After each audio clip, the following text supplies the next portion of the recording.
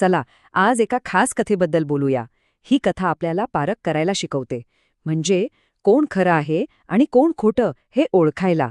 आणि कथेचं नाव आहे कपटी वानर संन्यासी. कधी विचार केलाय की फसवेगिरी करणाऱ्या माणसाला ओळखायचं तरी कसं? हा प्रश्न मला वाटतं आपले सगळ्यांनाच कधी ना कधी पडतो.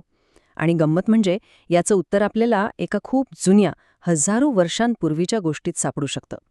चला तर मग बघूया काय आहे ही गोष्ट. ही गोष्ट सुरू करण्याआधी एक छोटीशी पण महत्वाची गोष्ट सांगतो. आपण जी कथा ऐकणार आहोत ती आहे एक जातक कथा. आता जातक कथा म्हणजे काय? तर ही काही साधीसुधी बोधकथा नाहीये. असं मानलं जातं की या कथा स्वतः गौतम बुद्धांनी त्यांच्या पूर्वजन्माबद्दल सांगितलेल्या आहेत. कशासाठी? तर त्यांच्या अनुयायांना काहीतरी महत्वाचं शिकवण्यासाठी. तर गोष्टीची सुरुवात होते खुद्द गौतम बुद्धांपासून. कल्पना करा, बुद्ध जेतवनामध्ये बसले आहेत आणि त्यांच्यासमोर त्यांचे सगळे अनुयायी आहेत. आणि तिथेच त्या शांत वातावरणात या कथेला सुरुवात झाली. झालं असं की एके दिवशी बुद्धांच्या लक्षात आलं की त्यांच्या शिष्यांपैकी एक जण जरा कपटी स्वभावाचा आहे. आता त्याला थेट काहीतरी बोलून दुखावण्यापेक्षा बुद्धांनी एक वेगळा मार्ग निवडला. त्यांनी सगळ्यांनाच एक धडा मिळावा म्हणून आपल्या एका पूर्वजन्माची गोष्ट सांगायला सुरुवात केली. कारण खरंय ना, थेट उपदेशापेक्षा गोष्टी जास्त लक्षात राहतात. चला तर मग आता थेट त्या कथेतच जाऊया. डोळ्यासमोर आणा एक घनदाट जंगल, सगळीकडे शांतता आणि फक्त निसर्गाचा आवाज. या गोष्टीतले मुख्य पात्र आहेत बोधिसत्व. बोधिसत्व म्हणजे कोण? तर स्वतः बुद्ध, त्यांच्या पूर्वजन्मात. तर हे बोधिसत्व एका संन्याशाच्या रूपात आपल्या लहान मुलासोबत हिमालयात राहत होते. अगदी साधं जीवन होतं त्यांचं. जंगलात जी काही फळं, कंदमुळं मिळतील त्यावर त्यांचा उदरनिर्वाह चालायचा.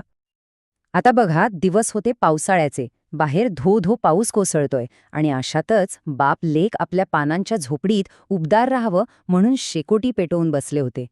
किती शांत आणि छान वाटत असेल ना? पण जंगलातली शांतता कधीकधी फसवी असू शकते. आणि नेमकं त्याच वेळी या शांततेचा भंग करायला एक नवीन पात्र कथेत येतं. एक असं पात्र ज्याच्या डोक्यात काहीतरी वेगळंच शिजत होतं. जवळच एक जंगली माकड होतं.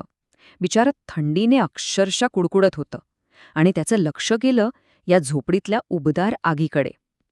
आता बघा, त्या माकडाचा हेतू काही वाईट नव्हता. त्याला फक्त ती ऊब हवी होती. पण ती मिळवण्यासाठी जो मार्ग त्याने निवडला तो मात्र सरळ नव्हता. त्याच्या डोक्यात एक कपटी विचार चमकून गेला.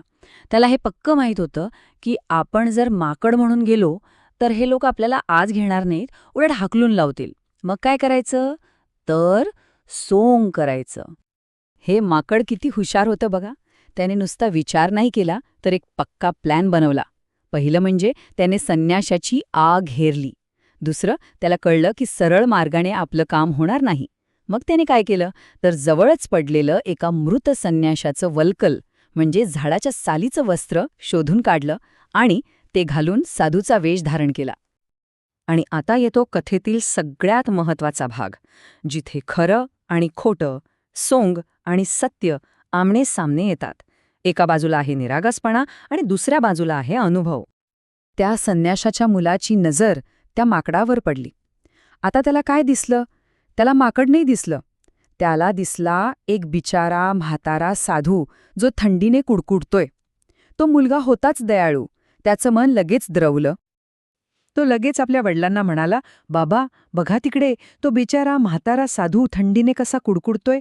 आपण त्याला आत घेऊया का? त्याला थोडी जागा देऊया. त्याच्या बोलण्यात किती निरागसता होती बघा. त्याला त्या वेशाच्या पलीकडचं काही दिसलंच नाही. आणि इथेच खरा फरक आहे.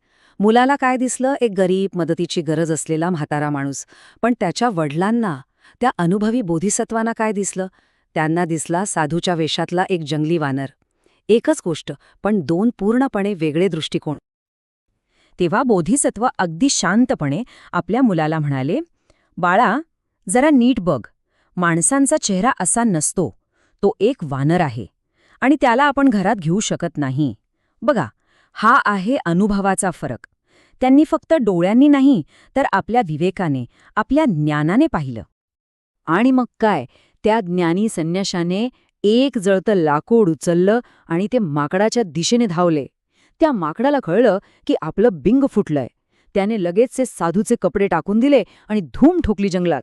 त्याचं सोंग उतरलं आणि खरं रूप समोर आलं.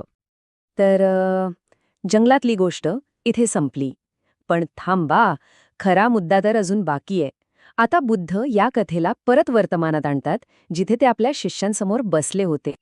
कथा पूर्ण सांगितल्यावर बुद्धांनी एक क्षण शांतता घेतली आणि मग त्यांनी सांगितलं की ह्या कथेतली पात्र दुसरी तिसरी कोणी नसून आपल्यातच आहेत.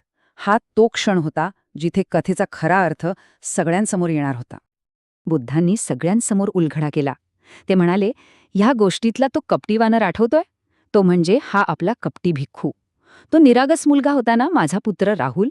आणि तो ज्ञानी संन्यासी, तो मी स्वतः होतो, माझ्या पूर्वजन्मा. तर या सगळ्या गोष्टीतून आपल्याला काय शिकायला मिळतं? अगदी सोपं आहे की वरवरचं रूप, वरवरचं वेश हा कधी ना कधी उतरतोच. तुम्ही कितीही लपवण्याचा प्रयत्न करा, तुमचं खरं चारित्र्य, तुमचा खरा स्वभाव तुमच्या वागण्यातून दिसतोच. म्हणूनच फक्त दिसण्यावर जाऊ नका, पारख करायला शिका, विवेक वापरा. आणि आत्ता जाता जाता एक प्रश्न, कधी असा अनुभव आलाय का की बाह्य रूपाने, दिसण्याने आपल्याला फसवण्याचा प्रयत्न केला गेला आहे? जेव्हा दिसतं काहीतरी एक आणि असतं काहीतरी वेगळंच, अशावेळी आपण काय करतो, कशाच्या आधारावर निर्णय घेतो, यावर विचार करायला हरकत नाही?